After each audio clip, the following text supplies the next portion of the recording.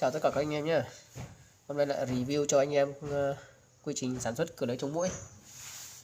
Đây mình đang có 17 bộ để mai mình lắp ra ngoài thị xã Phú Thọ cửa lưới chống muỗi. Kích thước của các bộ này thì cũng khá là khiêm tốn, nhưng đây là theo nhu cầu sử dụng của từng gia chủ. Đây là mình lắp những cái bộ nhỏ này là mình lắp lồng bên trong của cửa nhôm hệ. Trước đã lắp cửa nhôm hệ, đến bên đây mình lắp lồng bên trong. Thì gia chủ muốn là làm những ô nhỏ nhỏ này để lắp bên trong thì mình lắp cho gia chủ. Kích thước thì cũng khá là khiêm tốn, có 70 x 70 thôi.